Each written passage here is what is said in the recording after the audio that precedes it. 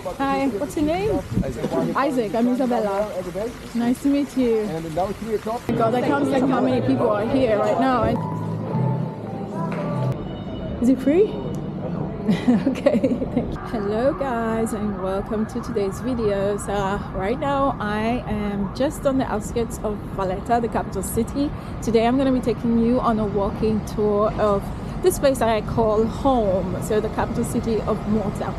And most people think that where I am right now is part of Valletta, but it actually isn't, because you know, Malta is such a small place and most of the cities are just blend seamlessly into one another. Okay, so this spot where I'm at right now is a park.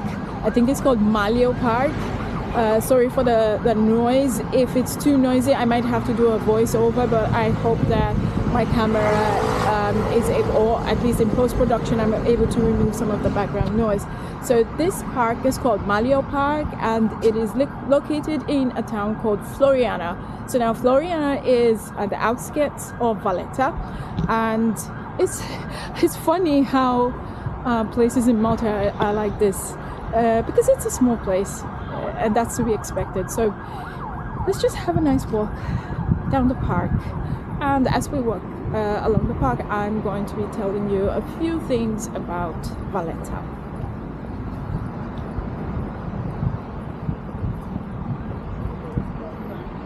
Isn't it lovely? So today is a beautiful December day. It's December the 6th. Is it December the 6th? Let me have a look at my phone just to confirm. Oh, actually it's the 9th. Today is December the 9th. The sun's out, but there's a lot of clouds up there, so it's just like on and off, coming on and off. Let's check the weather. Hello. Hello. So at the moment it says it's 17 degrees, but the sun's out, so a bit warm. It isn't cold, to be honest, but it's a bit chilly, so it's not exactly hot.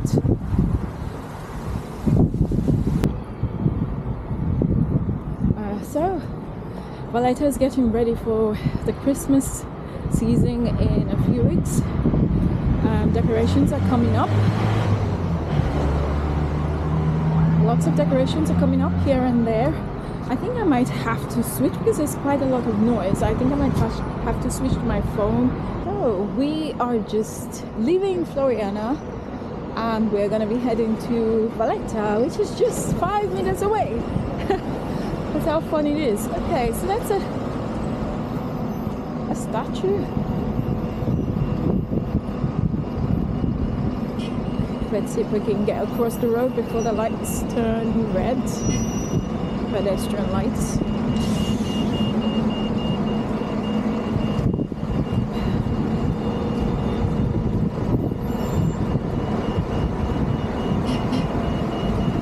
Alright, so in the Christmas spirit, there are several stalls over here getting ready for Christmas. Not all of them are set up yet, I think, but as you can see there's quite a number of them. Have Sugarland, what? Jingle Juice, mulled wine, Christmas delight. I need to get something to eat, but let's get into this video. So right now we are still in Floriana, and to my left over there is the Phoenicia Hotel. Let's take a closer look. So the Phoenicia Hotel is actually built on an old army ground, an old army parade ground. It did get abandoned, I think, at some point, but then it's been restored, and it was and still is one of the most luxurious hotels here in Malta and in Valletta, of course. So now we're heading towards the gates of Valletta. So if you didn't know, my name is Isabella and I've made a few videos about Malta and I had a few questions about Valletta. So here I am today. I'm going to be showing you around, and as we go I will be talking about some of the history, some interesting bits of history about Malta along the way. So I hope that you enjoyed this video, and if you do not forget to like the video and share it and subscribe. Consider subscribing for more videos. So here we are, almost at the gates of Valletta, and this is, I think, one of the most beautiful fountains that I have ever seen in all of Europe, I swear. So this fountain is at the very entrance of Valletta, and it's called the Triton Fountain. And the Triton Fountain is named after the Greek god of the sea, whose name is, guess what? Triton. And as you can see, there are three statues. The three statues over there are called Tritons. They are all Tritons as well, and they represent strength and Malta's close ties to the Mediterranean Sea. Right now the fountain's off because it's daytime and you can't really see, you know, much of the beauty. I still regard it as beautiful anyway. You know, the marble work and everything is just truly spectacular, and at night it lights up and the fountain's on. You know, you've got these beautiful, you know, lights all around it. But anyway, this was built, I think, in the 1920s, I have to confirm, and it soon after went into ruins for many years. And this is a refurbished work, a reconstructed work that was done in 2014. It started in 2011 and it was completed in 2014, and it is the pride and joy of Valletta, obviously. So as you can see around me, there's lots of stalls installed, getting ready. I think that would be Santa Claus's house over there, it looks like. Such a cheerful feeling. So now let's head towards the gates of Valletta. So we're still not yet in Valletta.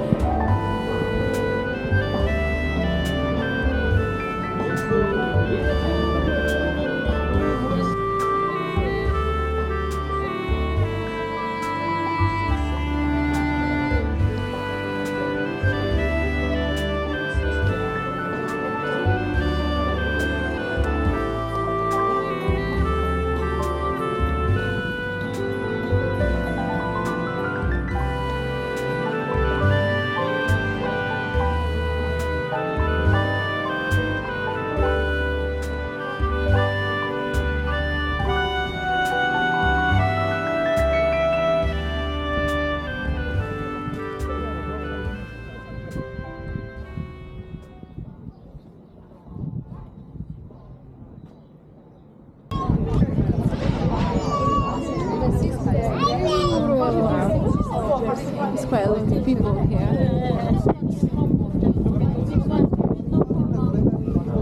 Okay, so we are at the gates of Valletta. These are the fortified walls of Valletta, as you can see.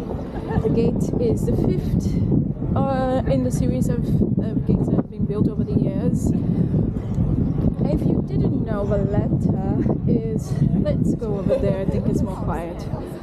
So if you didn't know, Valletta was built by the Order of, or should I say founded by the Order of St. John, so the Knights of St. John Cavalier. And this was built in order to provide a sort of protection during wartime, especially from the Ottomans. Let's see, I don't think I've ever been here before on this side, because most of the things happening are towards the right. Okay, actually there's nothing much here. But look at that, look at the famous Maltese balconies.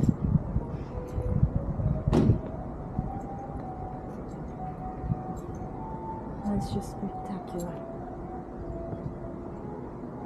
So the building to my left over there, the fortress, I believe, is the embassy of the Knights of St. John Hospitalier, if I'm not wrong.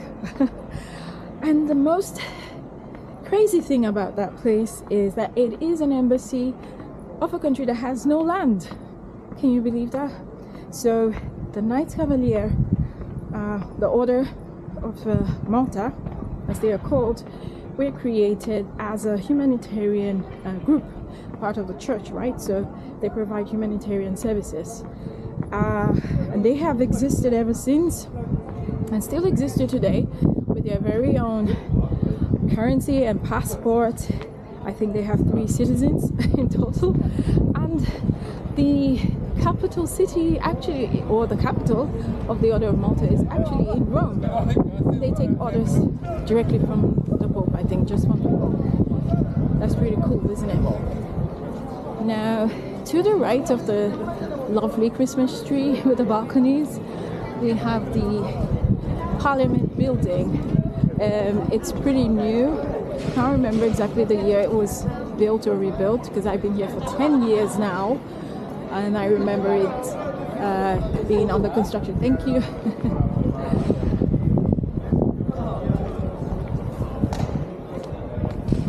So lovely.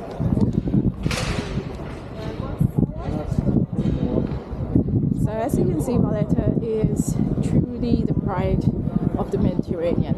Really, every time I come here I feel like a tourist. Doesn't matter how many times. If I can come here twice a day and still feel, you know, the awe of these Baroque streets. Now, the building you can see just off to my right used to be an opera house, and it was bombed down during the Second World War to what it is now, and right now it is used as an open air museum. Sorry, not museum, an open air theatre where they hold cinematic shows. So, for example, I think I'm just gonna go walk up the stairs there. You can do that.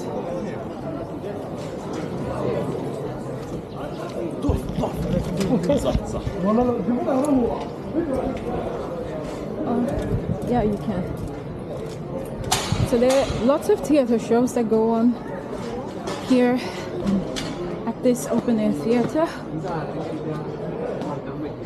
There's the Malta Film Festival and also some other festivals along the year. I don't know if something's going on right now, but I don't think so. Let's see.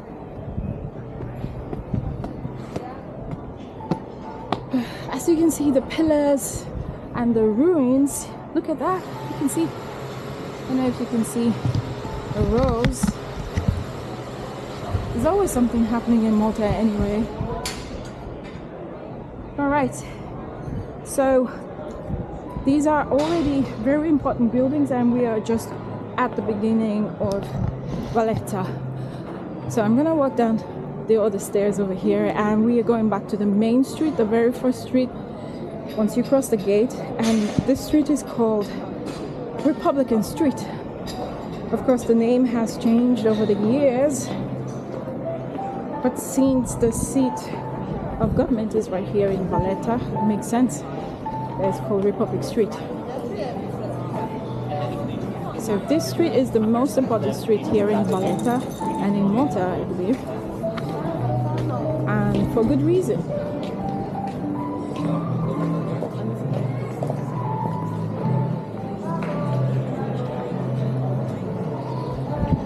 Okay, so I'm going to tell you another interesting fact about Malta, and that is that being it, my feet and every other person's feet is a different world, a whole different world. There are groups of tunnels down below. Oh, how cool. Christmas songs, I love those.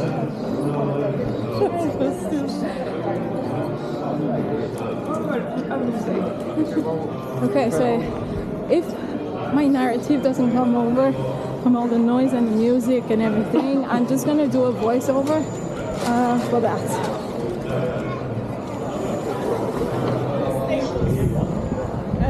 Oh my god, I can't believe how many people are here right now, and it's only Monday, it's not even the weekend. And can you imagine this place all lit up with lights at night? Right, so we are still on Republic Street and this is going to lead us to St. George's Square, which is another important square in Valletta. But like I was saying, there are groups and connections of tunnels underneath my feet. Did I say feet? Underneath my feet. And these tunnels were dug up years and years and years ago. I think some of them started, or the tunnels began during the period of the Great Siege of Malta, which was in 1956, if I'm not mistaken. Yeah, before we move on along to St. George's Square, let's take a short detour to one of the most iconic churches in Malta. By the way, Malta has over 365 churches. One church for each day, basically, one church for each saint. Now,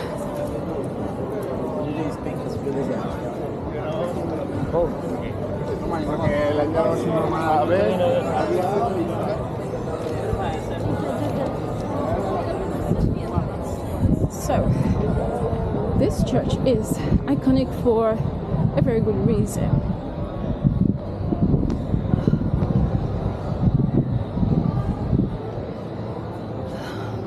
The Caravaggio experience at the Oratory of St. John's Co-Cathedral returns. Oh, that's so cool. So I hope you were able to figure out that name, Caravaggio, and it is the real Caravaggio, of course. And in there, I think there is the most important painting by Caravaggio. And there's a story behind that. So after Caravaggio was, I think, ordained as a priest or something like that, he served here in Malta with the Knights of St. John. And soon after, he started painting the beheading of St. John. And that's the painting you're going to find in that church. And I think a few months after that, he was involved in a fight, in a deadly fight. I think he killed someone, and he was excommunicated from the church. And that meant that he was disgraced in front of the painting, in the altar, inside the church. He was imprisoned and he escaped and made his way out of Malta. And that's the story behind that painting. Of course, he left his painting behind. He couldn't take it with him. And it's been here ever since. I've seen it a couple of times, more than a couple of times. It's not free to go in, by the way. You have to pay a ticket to get in there. But I've seen it on some nights. For example, I think during the Christmas Eve or so, the church is open and people can go in at night for free. And it's just an amazing work of art, as you know, the works of Caravaggio. So let's continue on our walk. Like I said, when I'm here, I just get lost in everything, seriously. So, during the period when the Knights of St. John were here,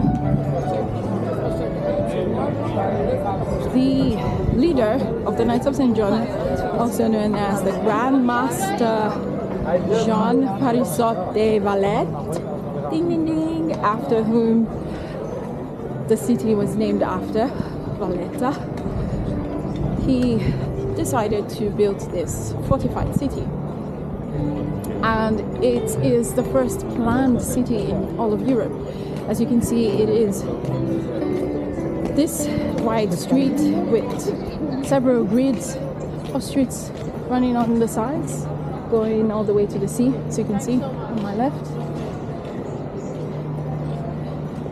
And during the Great Siege of 1956, the Ottoman, who wanted to conquer Malta by all means, were defeated at the gates of Valletta.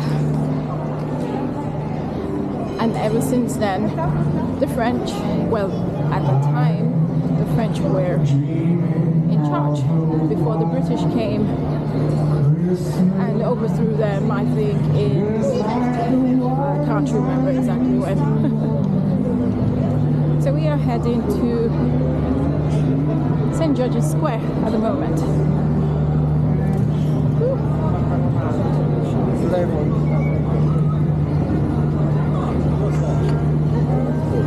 Look at that. Look at the balcony. It's just amazing.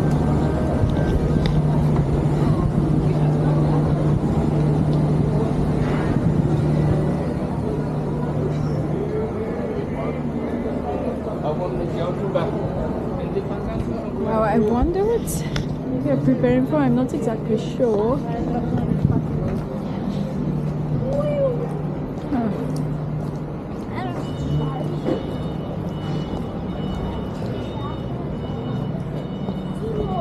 Hello. Hello. Hey. The Grandmaster's Palace. Is it free? Okay, thank you.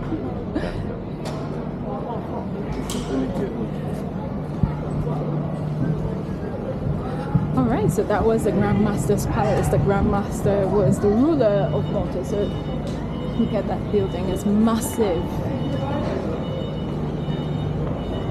So baroque. Okay, I can't really do much over there. So we're gonna move on to another really popular street in Malta, and I'm gonna give you another bit of information, just a bit of information about Malta, Valletta, sorry.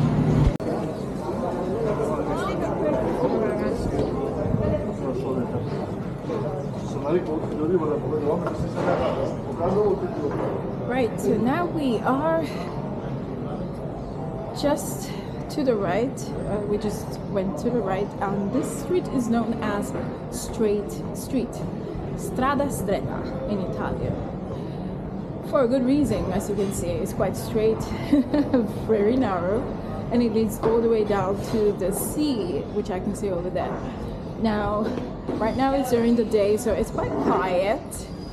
However, at night it comes alive. You can see there are so many restaurants around here. There are several boutique hotels as well.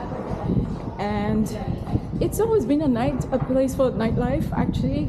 Not just now, but way back in time.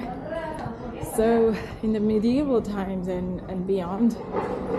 This street was very attractive to sailors who would arrive with boats, you know, merchant sailors,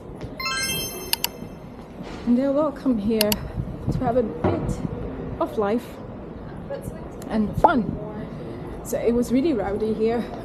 The story goes that this street was full of prostitutes, up on the balconies, and the sailors would come here to unwind after long days at sea. So this is definitely a place to come to at night. There's good food in Malta in general, so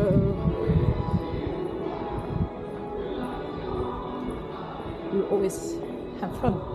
Okay, I think I'm gonna head back because now we have to go to the gardens.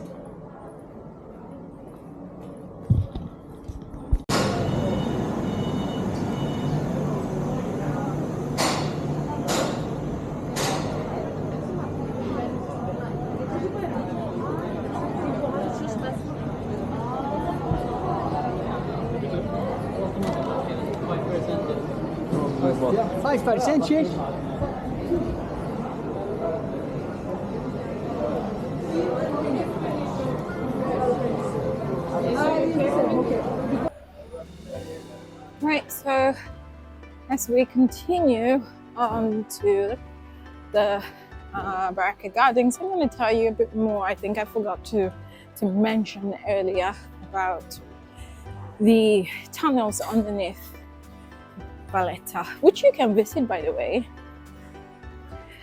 It's now open to the public. So these tunnels started to be created during the Great Siege of Malta, and this continued on into World War I and then World War II as well. So during World War II, there were several bunkers beneath here where most of the Maltese would go to hide, but not just in Valletta, around Malta as well, they would go to hide because, believe it or not, Malta was the most bombed country in all of Europe during the Second World War.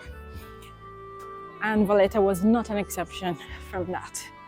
So the gates, for example, the main gates of Valletta was bombed, was destroyed and rebuilt. I think the final one again was rebuilt in 2014. Another interesting fact about the tunnels underneath over here. Oh my gosh, that's a lovely church. Look at all that Baroque details. That's what I love about Malta, about Valletta especially.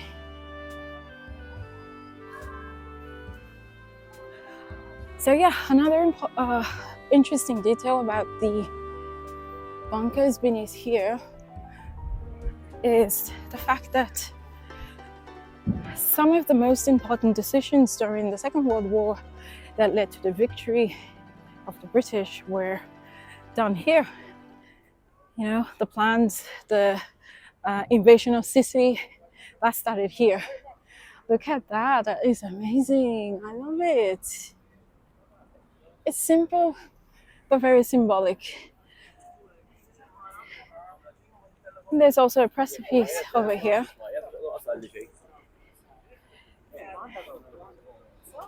It's amazing. So right there opposite me, opposite where we are, sorry, this is the house of the president, basically. You can visit as well when it's open. But isn't that grand?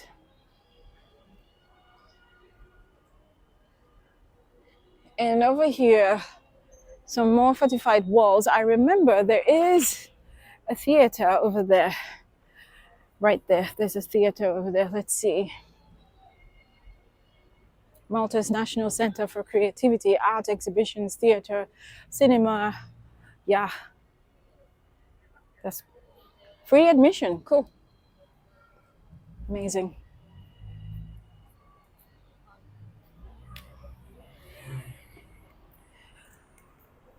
All right, so the rain has stopped. Let me see if I can continue filming with my camera, although it doesn't do very well in low light. So that's the Insta360 X3, in case you were wondering what camera I was using. But it doesn't perform very well in low light. I don't know if I should change or not. Let's see. Anyway, let's make our way to the gardens.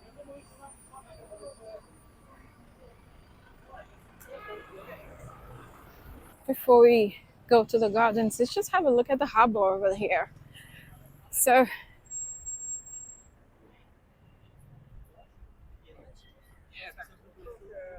look at all the whoa. So what you can see towards the left over there, that's the garden, the Upper Barrakka Garden, and down below there is what is called the Lower Barrakka Gardens. They're all part of a recreational area that was created for the Italian section of the Knights of St. John's. And we can see the harbor over there. It's called the Grand Harbour. It's, again, not the best of days to go out for a walking tour, but I'm going to do this anyway because you never know with the weather here in Malta. So let's make our way up to the gardens.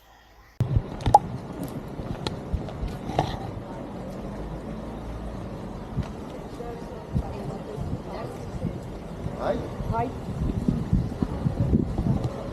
So I've decided to turn on my camera anyway, just in case I'm able to catch some decent details, because this place is just wonderful and I want to be able to get as much detail as I can. Let's go and say hello to the soldiers. Hello. Hi, what's your name? Isaac, I'm Isabella. Nice to meet you. And now at 3 o'clock we have a tour of the Cardigan Museum. We take you through the museum and then bring you back here in time for the cannon fire at 4 o'clock.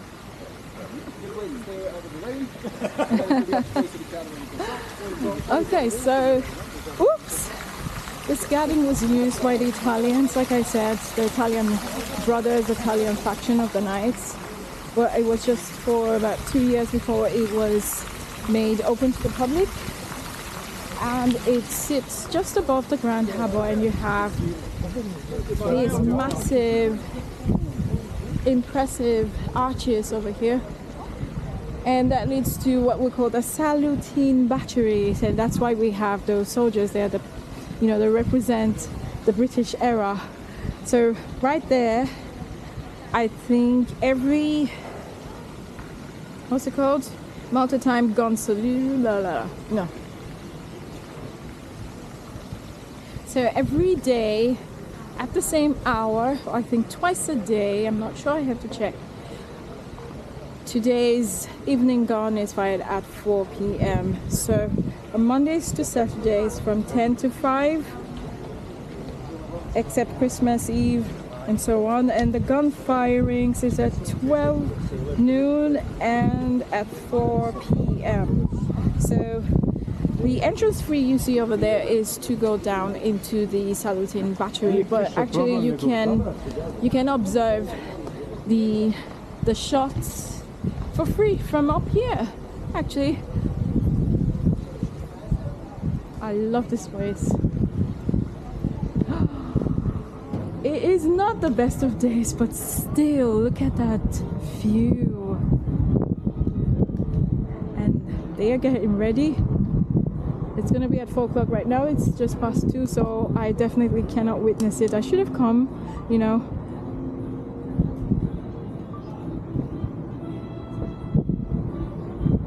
I should have planned to come at a time when I would have seen it, but I was at work. And this is the only time I have available. But look at that, that's amazing. Imagine this on a beautiful day with no clouds, sunny, but you can still enjoy it like this. I think this is one of the best times to visit Malta as well, because it's not so hot during the summer. It's boiling 30 degrees, 35 degrees. I don't like coming here during that time, and of course it's also overcrowded at that time. So when there are fewer crowds, if you have vertigo, this is not the place for you. But over there you can actually, I think, pay €1 or 2 and you can take the elevator down to the lower gardens, which would lead you to the wharf over there. So those are the cannonballs. They're not real anyway.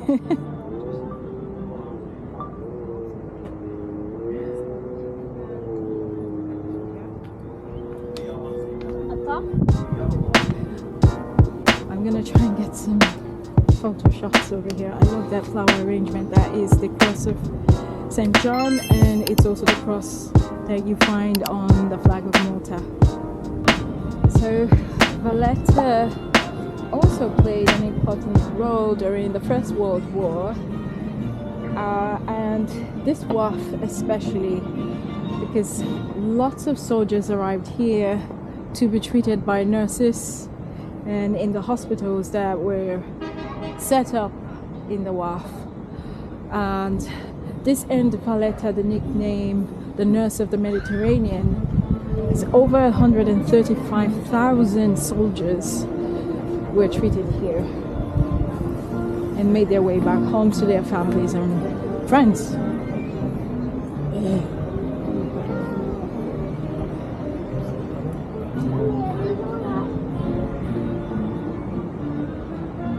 So you will definitely get the best view of Malta, of Valletta, from here, from up here. So pretty. Cool.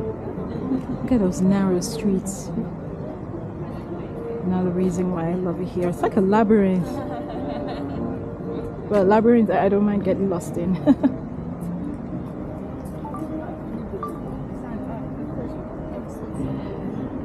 So what we can see over there in front of us is known as the Three Cities, which is another video for another day, but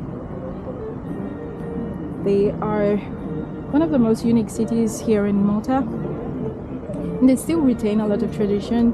There's lots of festivals that happen there over the year, especially the candlelight festival in Bergu. I think Bergu is the one in the middle, I'm not so sure. It's just amazing because the Maltese open up their doors, or well, their windows, but also their doors to strangers. Everywhere is lit up in candles, electric lights are off, and it's just a sight to behold. And that little boat over there is known, I think it is known as a lutsu. That one's been modified a little bit to take in tourists. Okay, let's head on out and back to... Oh, it's raining again! My luck, yeah? I chose a rainy day to go for a walking tour. But I hope that you enjoyed this tour as much as I did.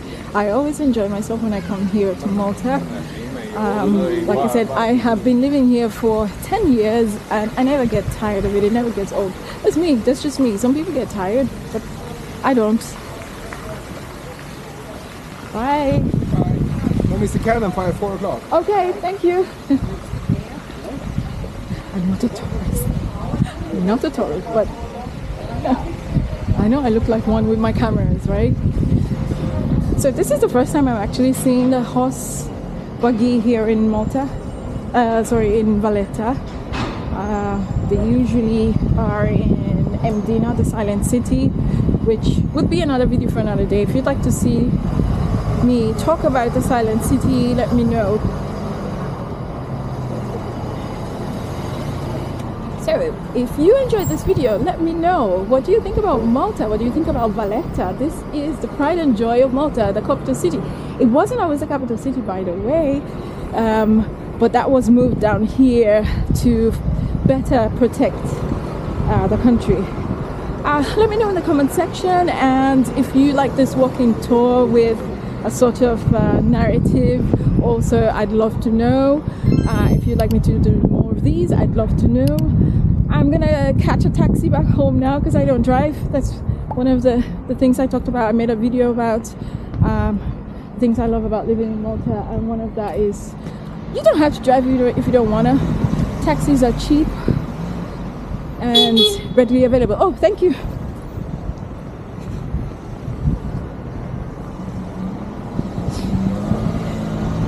So imagine all the wars that were fought here to defend Christianity.